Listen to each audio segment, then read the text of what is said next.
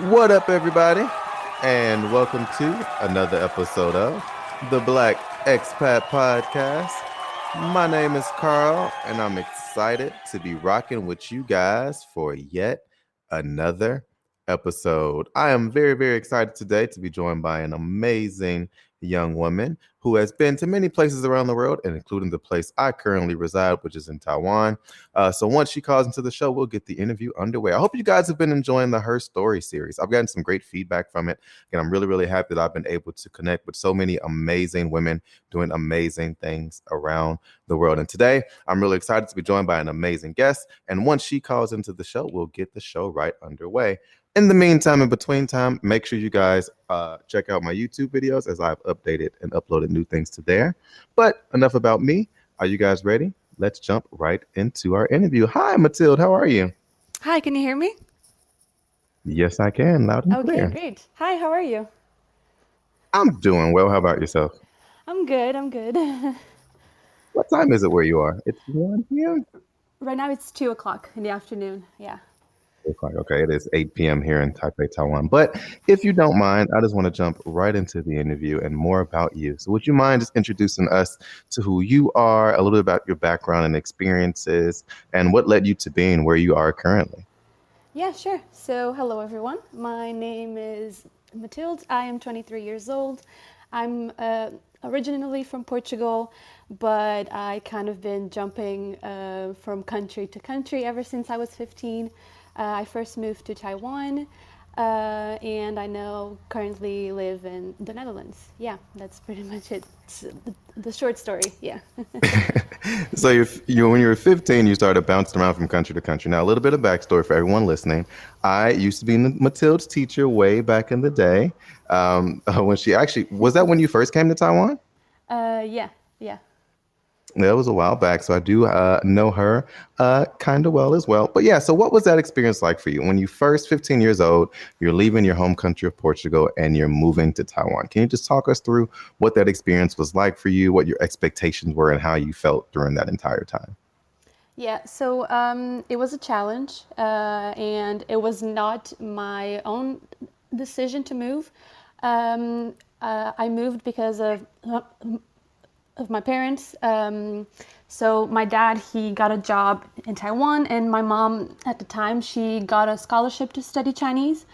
So the whole family was just kind of forced to move there. And at the time I was 15, I did not have very big expectations, to be honest. And I'm not gonna lie, the first time I heard about Taiwan, I thought my mom meant Thailand.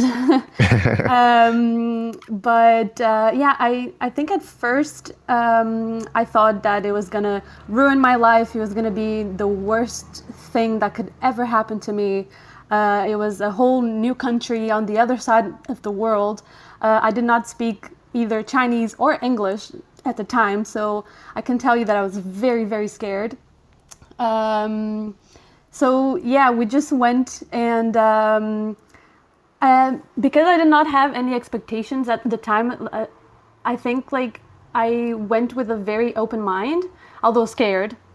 And I was just taking it all in day by day. And I think it was when I first started high school and met you and Patrick as well that everything started settling down a bit. And I started to like feel that okay, I can live here for a little bit. But yeah, first going into it, I was really, really scared at 15. Yeah. So I know you have siblings, right? And are you the oldest sister or are you like the middle child? Where do you fall with your siblings? I have two siblings. I am the oldest one. Yeah. So what was it like for you with them? I know, being the oldest, I know you're only 15, but when you came here, did your siblings come with you? And then when they were here, what kind of role in the family did you kind of take on with your younger siblings that you had? Well, in the beginning when we moved, me and my siblings, we did not have a very good relationship. And for the first couple of months, my parents were working and studying, and we would stay in this very tiny room, the three of us, the whole day. just fighting the whole day, fighting. Yeah. So, I mean, the three of us, we were all over the place in a way. And I mean, I did not feel that I was the no, sorry, the oldest sister, to be honest. And because at the time, one of my younger brothers, his English was actually better than mine. So I was like, okay, I'm not good. He's taller than me even, so I feel like I'm younger. So in the beginning, I didn't really feel that role of the older sister. Um, but I mean, since we didn't have any friends, we just kind of like relied on each other a lot more. And I think it was only like 3, 4 years into living in Taiwan that I actually felt like I'm the oldest sister and that I have a role here and I can teach them how to adjust the same way that I adjusted. Yeah. So I know, again, you when you came, you didn't know Chinese or English, right? So then, which one did you start learning first? Did you start with English or did you start with Chinese? I think at the time I started with both English and Chinese at the same time. Oh, wow. I started English at the British Council, I think that's what it's called. Yeah, the British Mhm. Council, and then we were also taking Chinese classes on the side, and that went on for I think 6 months. But I can tell you that I did not start speaking either English or Chinese until I went to high school. Well, Patrick joins us. Patrick, I know, is one of your favorite teachers of all time. He says hi. I don't know if you see it in the chat, but Patrick Hi. says hi. We were actually talking about you before the show started. He's like, "Yeah, Maddie's my favorite student of all time." So I want to shout you out and shout Patrick out for tuning in as well. See, I mean, again, well, one thing I do want to say is that I mean, I know me. I came to Taiwan and I had studied Chinese a little bit in, when I was in America, but I didn't know the language. But I can only imagine what it's like for a student to, come to a country where you don't speak the native language, and then you're going to go to a school, enroll in a program where they're going to learn English, and then you also get Chinese classes, right? Like that's amazing that you actually did that, you overcame that, and then you ended up being, I taught you, and I know you're writing, one of the best English speakers in the class, I would like to say, if I say so myself. So like, what was it like, when you actually got into like your first day in the classroom in bilingual 1 or bilingual 2, I think it was. What was it like, and how did the students receive you? Did you make friends right away? Were you nervous at all? Or were you just really excited to jump into it? Well, I was very, very nervous, especially because I was the only non-Asian person at the school. Um, so I was very nervous, and that was very challenging, especially not being able to speak either Chinese or English fluently. I didn't know how to communicate in a way. Um, it was scary, very scary, not being Asian as well. Um, but I think I found myself in the English language, I would say, because Mm, back when I was in Portugal, I don't know if I ever told you this or Patrick or anything, but I kind of have a stutter when I speak Portuguese. But when I do in English, I don't. So when I started just speaking it and reading and having your classes and everything, I'm like, oh, okay, this fits me. mm, It suits me. So I don't know. English was just like a way of finding myself, and that just kind of like went with the flow. Like as soon as I like started speaking English and everything, I just started to like fit in better in class as well, and like making more friends and everything. I did make a couple of friends in the beginning, but I don't know, they kind of faded away with time. I mean, not everyone, of course. I still have friends that I speak to right now. Um, but yeah, I think the first impression was like, oh my God, she's not Asian. We all want to be friends with you. But that was just like for the first week. For the for the yeah. second week, no one even know who I was anymore. So yeah. I mean, because it's kind of one of those things where it's like, they had some of them spoke fluent English. Like you had Maggie that spoke fluent English, and Yeah. who else was in your class that spoke fluent English outside of Maggie? Oh, I forget. Was Cedric in your class? yes, he did speak Yeah, English as well. and Um, Today's podcast is presented by Podgo. Podgo is the easiest way for you to monetize your podcast, providing podcasters with a flat rate for ad space so you always know how much you get when you include an ad from Podgo. Apply today to become a member and immediately be connected with advertisers that fit your audience. That's podgo.co at podgo.co. And be sure to add our podcast in the How Did You Hear About Podgo section of the application. You excelled in his writing class, and you were confident and grew up a lot more as well. So your writing was always exponential and just very, very good too.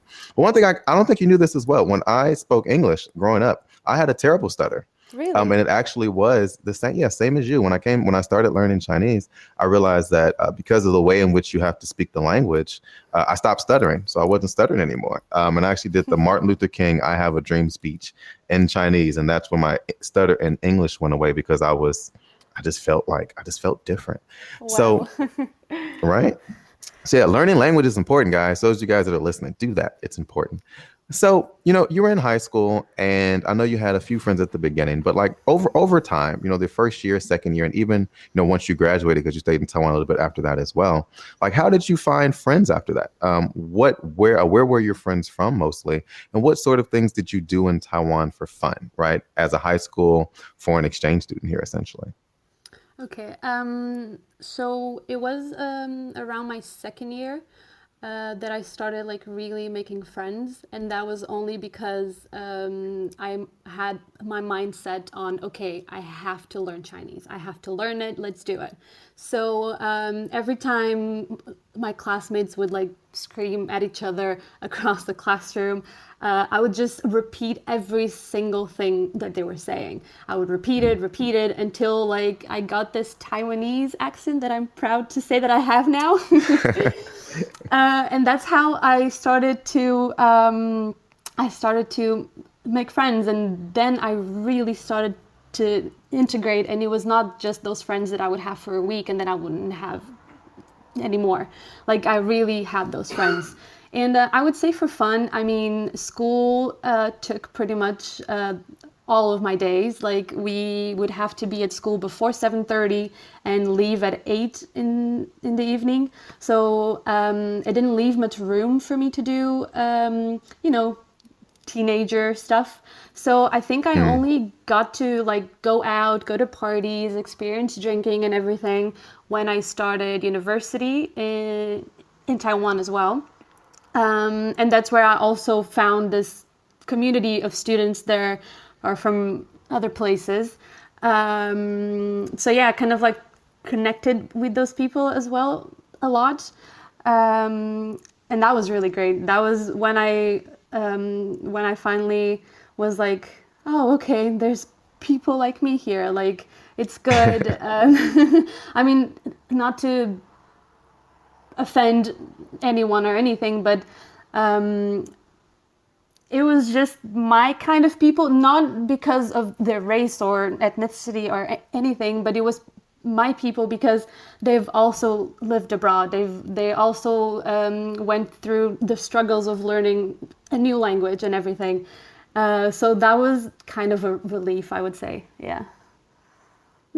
So, like, what were some of the differences between, when you were in high school, going to taking classes there, and like the college classes you were taking? Do you feel like by the time you got to college, you had grown into your Chinese and English more, so you were taking more English classes or more Chinese classes? Like, what was the experience like in college for you? I would say college in Taiwan was not what I expected. I mean, I think I learned a lot more while in high school, especially because most of it was all in Chinese. College was all in English, and it wasn't as challenging as I thought it was gonna be. But I think it was more the people that were there that like that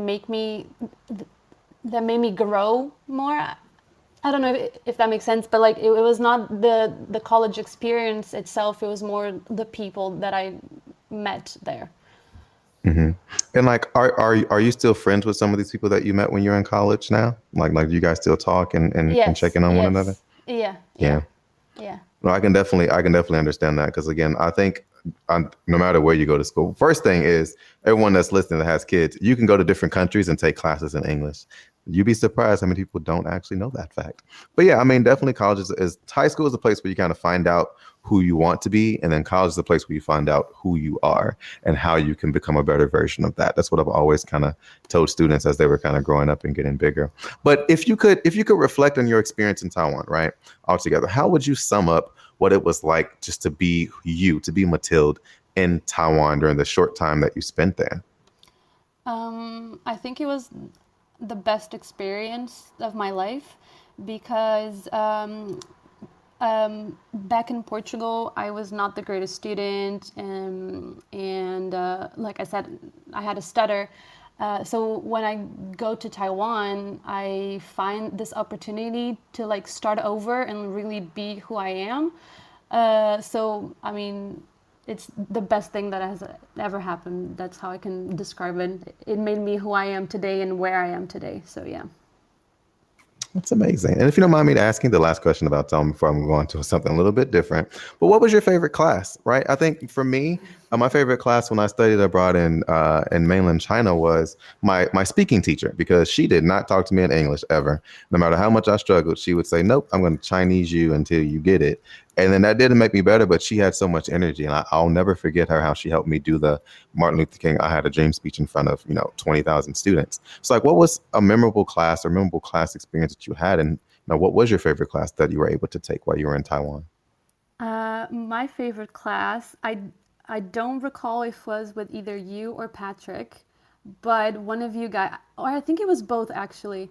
You guys made us memorize the Invictus poem, and I still know it by heart until today. Um, and I can say that that was the best class ever. That was the best thing, and the way that I connected to the poem. I don't know. I mean, like I said, I still know it by heart now. So yeah. And the funny thing is, I believe it or not, when I stopped teaching, as you know, but for 12 years, that is for every listening and speaking class that I have, that is the poem I make all my students memorize. It's like the first or second week of class, right? And again, I'm glad to hear that I still remember it too, obviously, but I'm glad to hear that poem resonated with you, because it's a very powerful poem. I'm not going to make you say it now, Okay. but yeah, I'm glad you remember that. That is something that is, yeah, I mean, you do. Someone commented that you sound like a native English speaker, because she is. Oh, She is a native thank English speaker. you. But so I know you're not in Taiwan now. So like, where in the world are you now, and what are you doing there? So right now I'm in Groningen, which is the Dutch pronunciation for Groningen in the Netherlands, which is like 3 hours away from Amsterdam.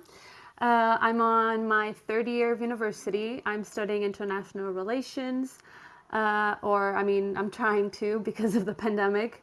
But yeah, that's where I am. It's very cloudy here, not very nice, very cold still. But one person just has to get used to it. And like, so you are currently taking classes there? Yeah, I mean, all my classes are YouTube videos right now, Oh, because wow. of the online teaching situation. But yeah, I'm still taking classes, yes. So like, what kind of experience have you been able to have? I don't know if you've been there during the entire pandemic, but what has the experience for you been like being there, like so far, like before the pandemic? Was it better than Taiwan, worse than Taiwan, or was it everything that you expected it to be? Before the pandemic, I was only here for like a year, and then the Hmm. pandemic hit. But nothing compared to Taiwan, which is not bad or good. I mean, it's completely different. I don't think I could ever compare it. Especially, I mean, I could when it comes to the food. One thing the Dutch do not know how to do very well is the food, and oh, how I miss the Taiwanese food. Yeah, so I think that was like the main shock. I mean, not shock, but like the main difference. Also, there's a lot of biking. I mean, the biking culture here is very extensive. I mean, everyone owns a bicycle or more than one. So that's very refreshing, I would say. It's very safe as well. Not, I mean, comparing to Taiwan, I mean, is the safest place I've ever been to. So I think like coming here was not, how could I put it? Maybe coming back to reality of Europe, because I mean I cannot walk home alone at night. I have to be careful with certain things. I cannot leave my laptop and my phone at a restaurant or at a cafe like I used to do back in Taiwan. So it's like the little things that I would just have to adjust. But I mean, since I'm Portuguese and I've lived in Portugal for a little bit, it's very similar. So it wasn't that much of a shock, I think. So then, why did you choose to then leave Taiwan to go and study in Europe? Was it something that you chose, or was it like you just wanted to have a different experience in a different place? Ever since we moved, for the first time when I was 15, I cannot stay in one place for a long time. So I kind of felt like it was time to change, try new things, and I did not want to go back to Portugal, not necessarily because of the country itself, but because of what it reminded me of at the time. I used to look at Portugal and look at the person I was in Portugal as a bad thing, so I wouldn't want to come back. So that's why I came here, and it's also because it's so international. All the classes are in English, so I just wanted to try something new. Yeah. That's amazing. And someone did have a question before I get into some of my next questions. They're like, do you have any advice for people? And this is their question. Do you have any advice for people who want to become fluent in English or any other language, not just English, other than having good teachers, right? So what were some of the tools they're asking? What were some of the things that kind of help you become better in the languages that you learn? Because now you speak English, Chinese, and Portuguese. I would say what helped me the most was just being so fully integrated in that culture. I mean, with English, I had your help, and I would read in English, I would watch movies in English, I would listen to music in English. But with Chinese, on the other hand, I was so fully integrated in that culture. And like I said, I used to repeat every single word that my classmates would say, and that really, really helped. So yeah, I would just say because for me, classes outside of a school or outside like a normal environment never really helped me. Like I started learning Dutch when I got here, and it was in a classroom. It's not the day-to-day life. It's not the Dutch that you use outside, and that never really helped me. It was only when I started working at the restaurant here where I started learning Dutch and speaking to people. So I think my advice would be not just learn it from a textbook or from a classroom, just actually put it to practice, speak to people, and that's what's been helping me. Yeah.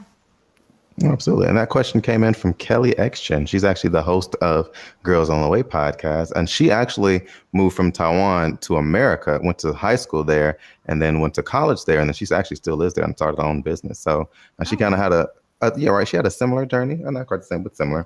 But yeah, that's Kelly Xchen. But yeah, so what I know, when you left Portugal, you were quite young. Then you got to Taiwan. And I know we all do as we get older. We kind of discover what our passions in life are and things that we enjoy doing. So what is something that before you left the country or even where you are now, something that you discovered that you really, really enjoy doing, that you're passionate about, that you've been able to continue to do while you've been, in the many countries that you've lived in so far? I think, well, I was very young in Portugal. I don't remember. I mean, I think one of my main passions in Portugal was horseback riding, Wow. which which I continued in Taiwan as well. And in Taiwan, my passion for writing grew because of my stutter. So I was like, okay, I'm just gonna close my mouth. I'm gonna write, and it helped. So I grew this immense passion for writing, and that's, I mean, up until now, I still write.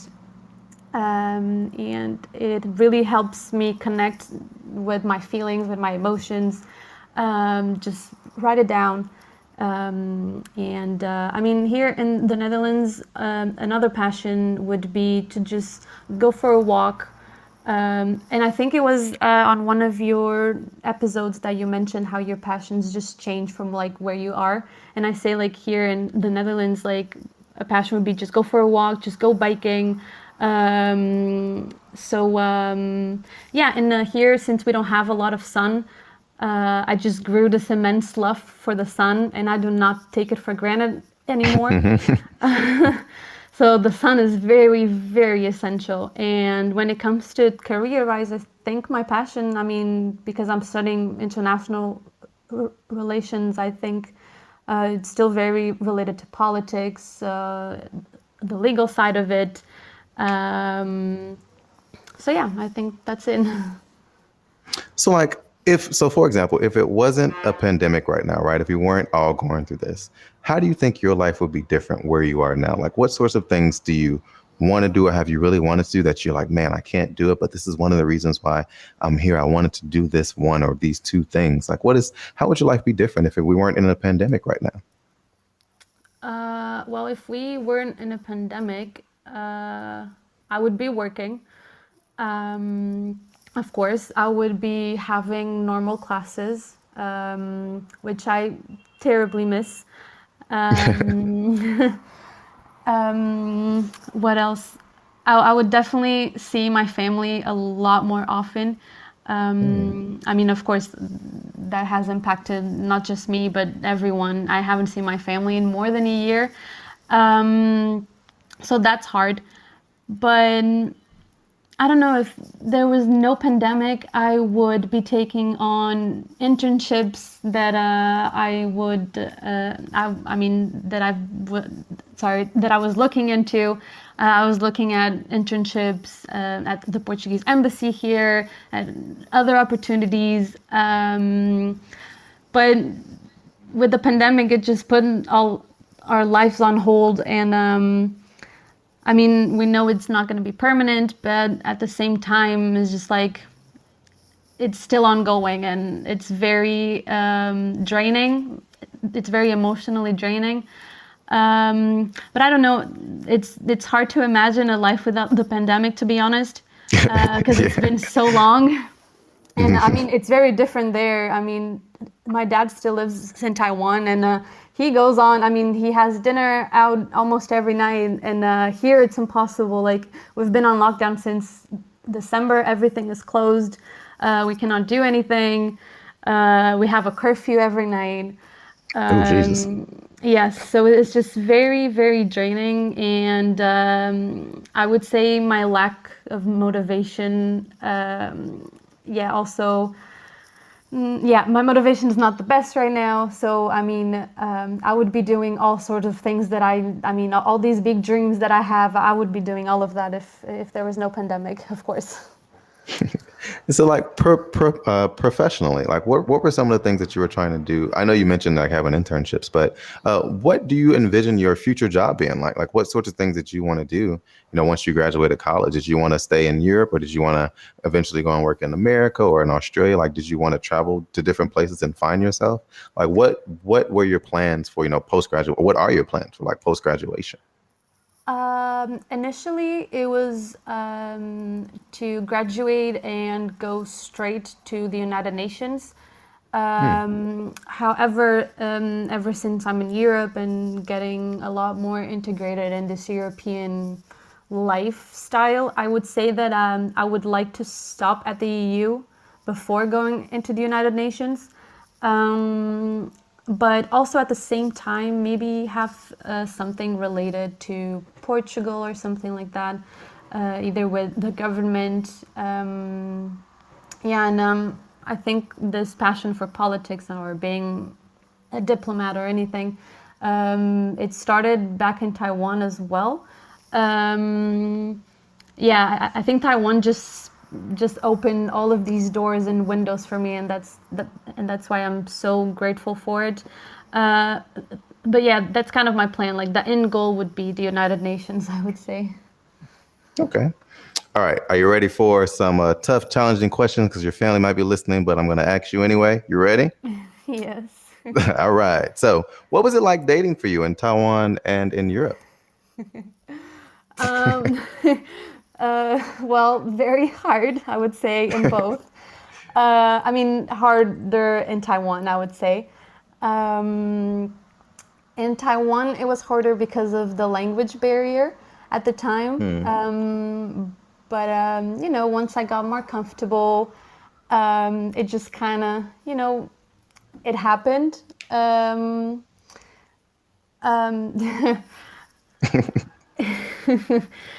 yeah. So, and then here in Europe, I mean, since I never went out in Taiwan, and I mean, no parties or anything, here in Europe, I got the chance to do that. Just going into drinking, partying, everything, meeting new people. So I think the dating life here is just easier because, I mean, I'm European, I'm a local-ish kind of. Um, So yeah, I think it's a lot easier here. What are some of the best advice? I know when you guys are going through this transition, because it sounds like it wasn't just you transitioning to a new place, right? It was your dad, it was your mom, and it was also your little brothers. But like, can you think of any of really good advice that your parents gave you when you guys were going through everything? It's like, hey, Matilde, when you're out there, do your best. Like not something like that, but like much better advice than what I just said. But like, is there any good advice that your parents kind of passed down to you that kind of helped you get through, everything that you were going through just with the whole relocation to Taiwan? Uh, there was a lot of advice during those 6 years that we lived in Taiwan. Um, Patrick said books, not boys. That was not my parents. That was Oh. Patrick. Yes. No, but yeah, my parents, I think the main thing was that whatever I would do is just that I would just do my best at it and just do what I want. And whatever I would do, they would always be there for support. And I mean, I was always very shy. So one advice that I would keep hearing would just be, just go for it. Just be yourself. Just let it go. We have this saying in Portuguese that would translate to "let the chicken go." So they would Mm. always say, yeah. So they would always say that for me to like be more free and be more open and everything. So yeah, I think I think that would be it from my parents. Yeah. Okay, so I'm gonna say a few words, and I'm gonna ask you a question at the very end, really quickly. So, I want to make sure that I want to point out to you, just from me knowing you, but also just from listening to your story, is that what you did is incredibly difficult. Like I don't know very many other people. Like I can count on one hand people I know that moved from one country to another country that didn't know the language, learned not one but two languages, went to school in that country, did very very well, excelled at the highest point, went to college in that country, then moved to another country, although kind of close to home, but still very different, and did very well, and did all this during a pandemic while being the oldest sibling, right? So what you did is absolutely amazing. So my question is, what who are you now? When I asked the question is, remember I asked you guys this before when we were in class, who are you? Right? Like who is Matilde? And more importantly, who are you working toward being now? With everything that you've been through and everything that you've seen so far, like who do you want to be in the future moving forward? Uh, well, that's still a hard question. It was hard back then. It's still hard now. I think who I am now. Well, I am extremely determined. I am not yet as confident as I want to be. I'm working towards that. And I am a person that just tries to live each day differently and better than the day before. Um, I am also a very family person and a very people person. So I do still care a lot about the ones around me, about my family. Um, so I would say what I'm working toward.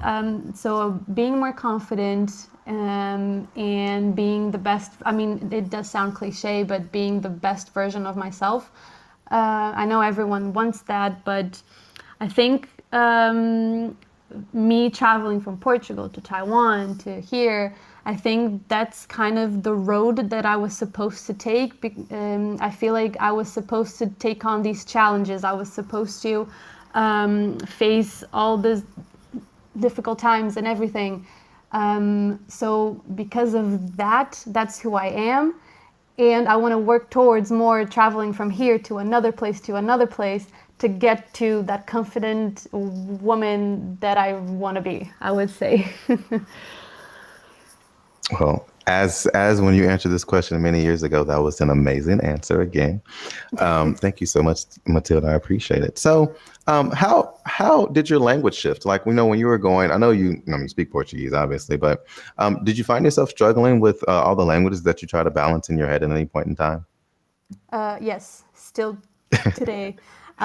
Sometimes if I want to speak Dutch, Chinese comes up. If I want to speak Portuguese, English comes up. If I want to speak, what else is there? Oh, sometimes Indonesian, I think French comes in or something like that. It's crazy. And my mind is all of these languages, and all of them have very different grammar, which is insane. So sometimes I'm speaking Chinese with Dutch grammar, or Dutch grammar with in English, for example.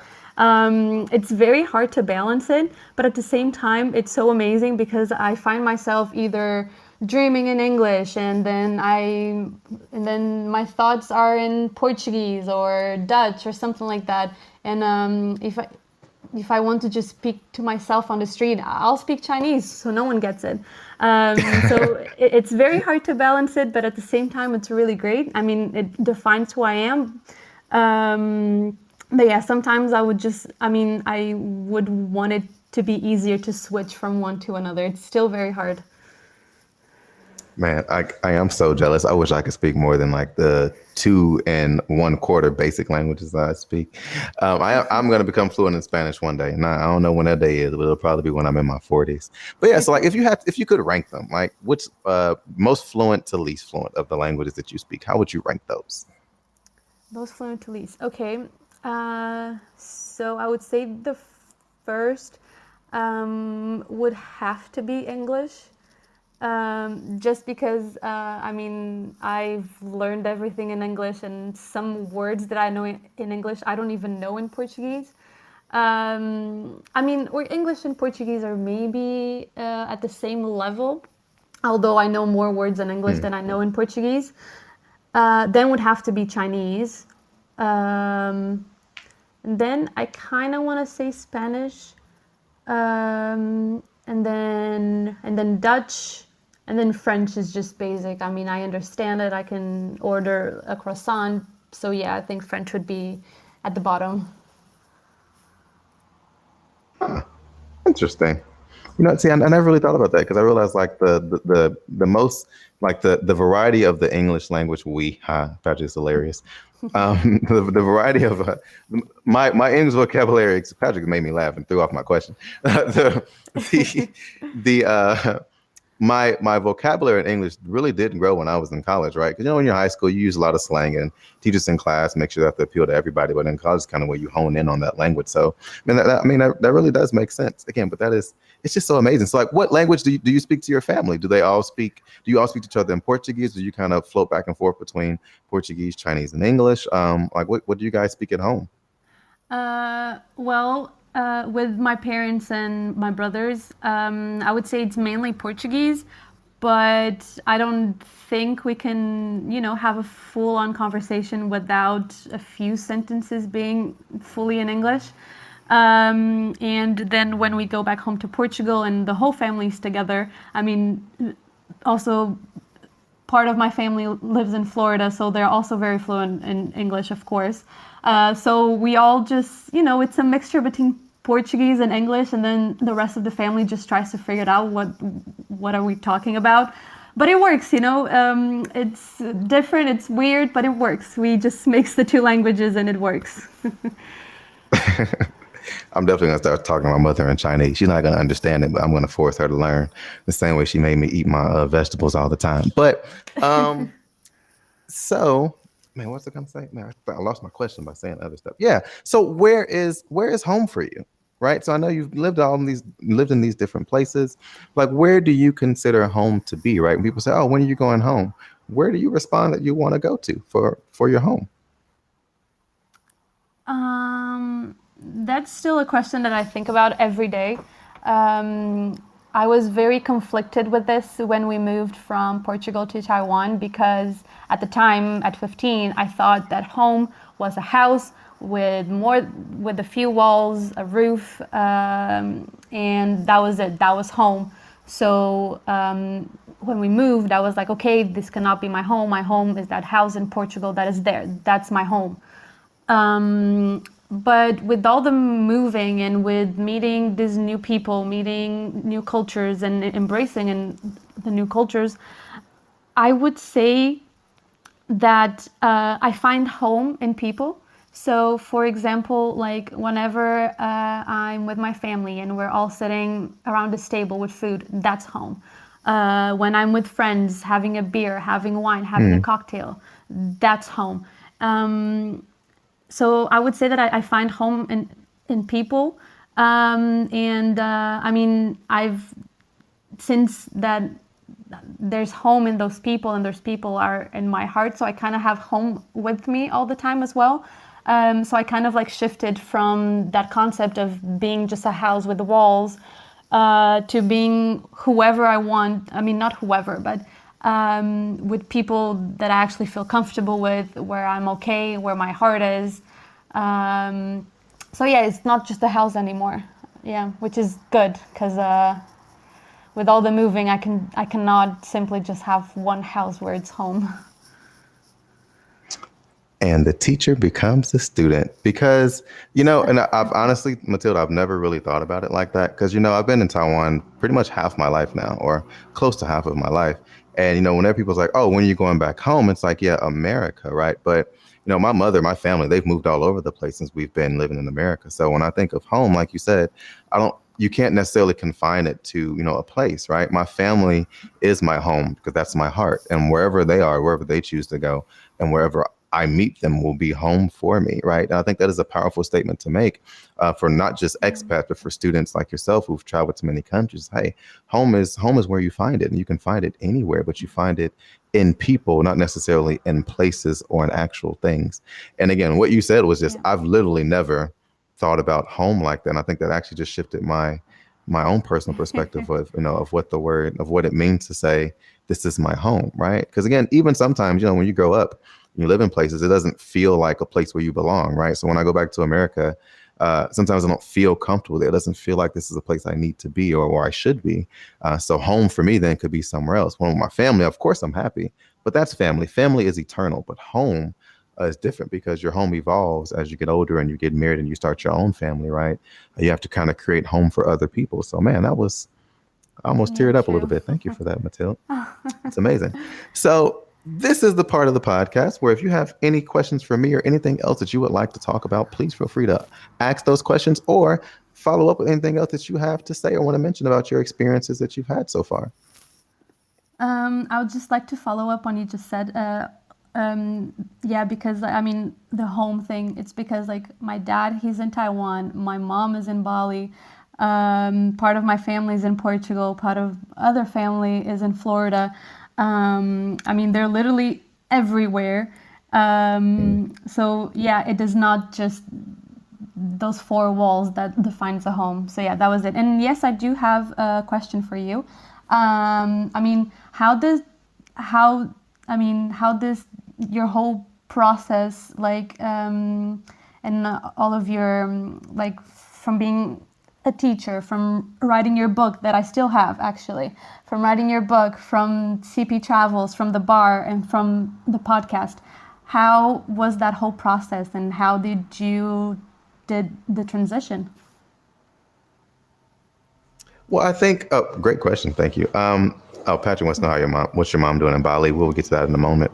But yeah, I think for me, similar to what you experienced, I think I was supposed to make the trip to Taiwan that I made, right? And I think each stage of everything that I did was done with so much purpose. When I came to Taiwan, I never thought I would fall in love in teaching. I fell in love with teaching and the students and what I was doing, and it was making an impact. And then I've been doing it for a period of time. I was like, okay, well, I need to share this information. So I wrote a book.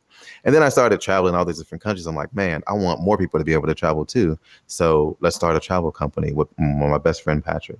And then it's like, oh, we've been traveling a lot. Now it's time to, we want to do something here in Taiwan when we've built this community. Let's do something for the community that we've been a part of that's given us so much. Let's give back. Let's open a bar, right? For expats and foreigners who want to feel comfortable and listen to their types of music, in our space and hold events here and so on and so forth. So I think the journey to Taiwan taught me how much I enjoy giving back. I enjoy helping people and bringing people together. And I learned that from being in the classroom, as a teacher. So each step and each thing that in the podcast is taking all those experiences and just amplifying it, right? So now I talk to people from all over the world and I get to share their stories, and I learn so much from it, just like I learned from you today, but also my listeners get to learn and grow. And then I continuously am inspired and I'm able to continuously connect people to what they can do around the world. Right. So this podcast in particular, I'm going to share with high school and college students back in America, and let them like, hey, this person didn't speak any of these languages and she's had an amazing life and she's going to do amazing things moving forward, right? So you can do that too. And I think that is the power behind building the platforms that we've always built, because you know how talented Patrick is. He can do anything. Like there's nothing he can't do. When you combine that talent with our passion and motivation for just helping people, I think that's what's led us to create the things that we've created. And I think that's also what made us pretty decent teachers in the classroom as well, because we care a lot about what we do and we put our heart and soul into everything that we do. So everything that I've created has had that. So, when I ask you questions about like, who are you now and who do you want to be, like that passion that you have comes out in your answer as well. And I know that no matter what you do moving forward and what job you have or career path that you choose, that passion will shine through and that you'll be amazing in what you do. So yeah, that's my short answer to that very good question that you asked. So is there anything else you'd like to add on to? Do you want to shout out your school and say, hurry up and open up Europe so that you guys can get back to partying? I'm definitely going to visit Europe, so we might have to party together. Sorry, don't take yes. Oh, it's fine. She knows. She has partied with me before. Oh, yeah. How is she doing in Bali? Like, what is she doing there? She taking classes she has a business there, right? She has an online store that she just opened. Yes. Actually, on paper, I am the CEO because we had to register the company here. So I'm also just helping her with everything, orders, Instagram, everything. But yes, she just opened an online store. If you want to check that out. I do. What sorts of things do you guys sell? She sells from clothes to tableware, accessories for your house, so like baskets, little incense holders, and everything is handmade. The clothing is mostly for women, but bags and baskets and everything, I mean, it'll just make your home a little bit more colorful, I would say. Yeah. And do you know that, well, Patrick asked, do you know what the name of it is? And he wants a bag. Yes, it's Aja, so AJA, and then bynature.com. Yeah. And I'll put that in the show's notes as well. Thank you. Yes. Shout out. That's my mom. That's your mom. Hi, Matilde's mom. How are you doing? Well, again, it's been more than a pleasure talking to you. Again, I learned so much from you today, and I definitely appreciate you coming and joining us here on the show. Again, being a woman, doing all the things that you've done all over the world, a young, amazingly talented woman. Again, it's definitely admirable, and thank you for being a part of the Her Story series. Is there anything else you'd like to add about your experience that you felt like you left out, or anything you want to add on to that we missed at all? Maybe just point out one more time that you and Patrick were great, not only teachers, but I would say mentors as well. You'd helped me so much. You believed in me. And I think if it weren't for you guys, I wouldn't have survived Taiwan as well as I did. So I just want to say thank you to both of you. Oh, thank you so much. I'm sure Patrick will have more to say, and he'll send you a long message. You know how he is, but definitely appreciate it. It was definitely our honor having you in class. You always make class much more fun, and make sure that some people who were in class concentrated a little bit harder. You know what I'm talking about. So thank you, Matilde, for joining us today on the Black Expat Podcast. Yes, I thank you for really appreciate having having me. you here. Thank you so much. And thank you, everyone, for tuning in to another episode of the Black Expat Podcast. And from Matilde for joining us for episode 6 of the Her Story series. If you haven't already, check out the episodes and my new video uploads on YouTube, and check out the rest of the Her Story series from people, amazing women all over the world, and especially Matilde's episode. Make sure you share and like this episode for everyone who needs to hear it, because believe me, I know that a lot of people need to hear Matilde's story because it is amazing. So thank you so much once again for joining us. Shout out to Thank Matilde's you. family who are all over in Taiwan and in Bali, and also to Teacher Patrick, who is amazing as well. So thank you so much. And we are out of here. Bye, Matilde. Bye.